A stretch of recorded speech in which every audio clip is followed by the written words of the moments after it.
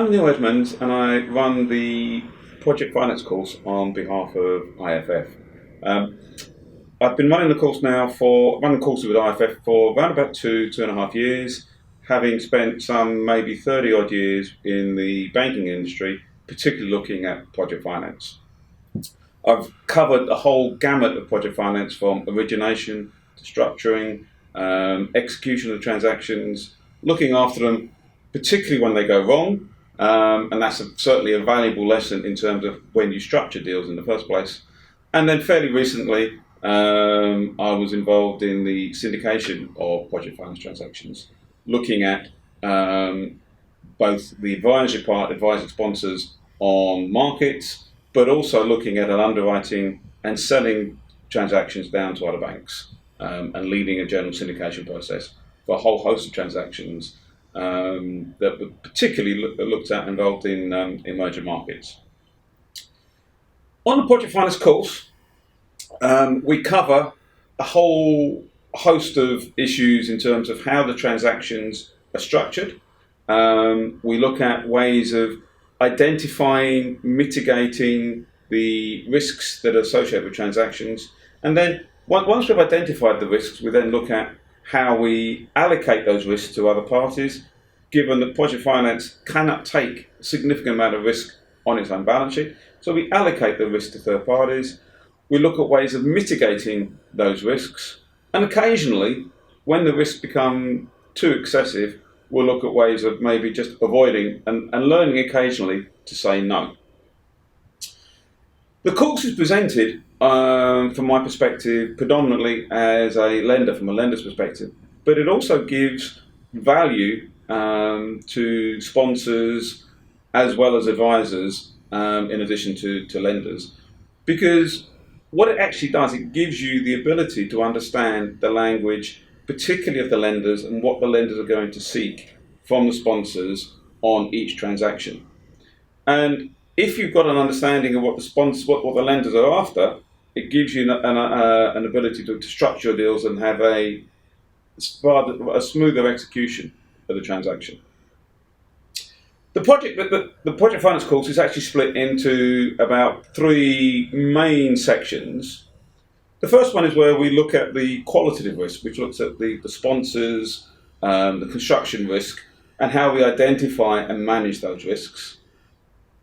The second section then looks at the cash flows.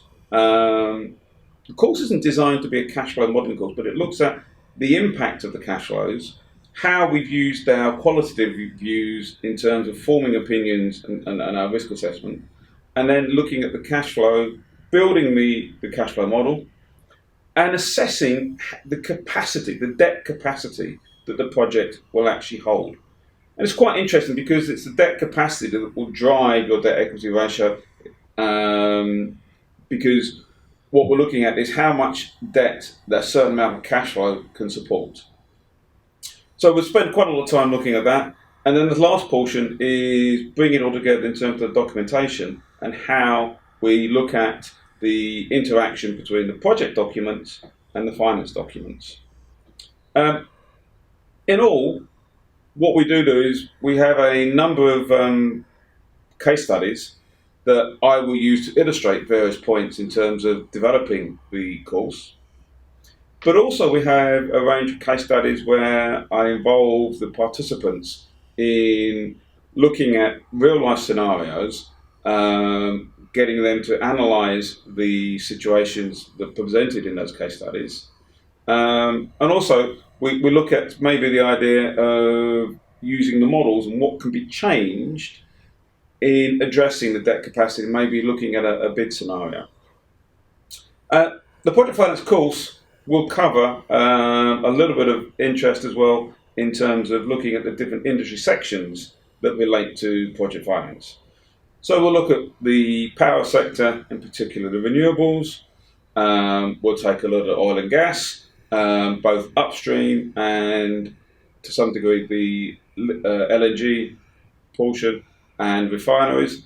LNG has been perhaps the biggest driver of project finance when you've got deals of $20-25 billion at a time. And then finally, we'll look at infrastructure, and how we would look at both capacity-based infrastructure and market toll-based infrastructure. Pull that all together, and finally, just for emerging markets, we'll also take a quick look at the equator principles, which is the mechanic that the commercial banks use to help manage and mitigate environmental risk.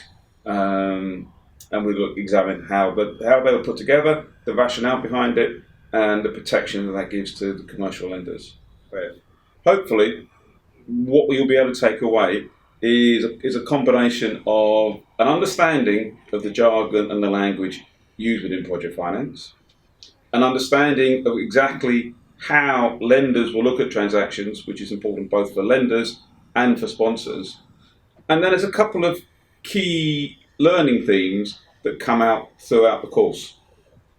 The first one I call IMA, and that's really the identification of risk, the ability to mitigate the risks that we've identified, the allocation of risk to parties that are best able to take those risks, the ultimate acceptance of the risk either from the position of the lender or the sponsors, and finally, the ability to identify the risks that we should really avoid, i.e. the ability to turn around and say no to a transaction because there's risk that we can't actually take within that project finance deal.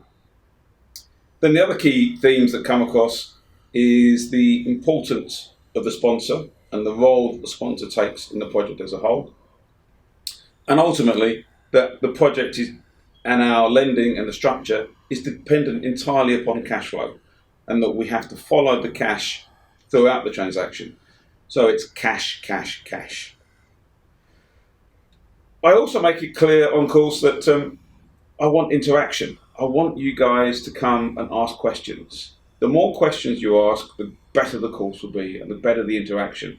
I get a little bit agitated, I jump up and down and run around the course, and I want people to be involved and being enthusiastic about project finance design. So hopefully I'll see one or two of you on the course over the next couple of months. Thank you.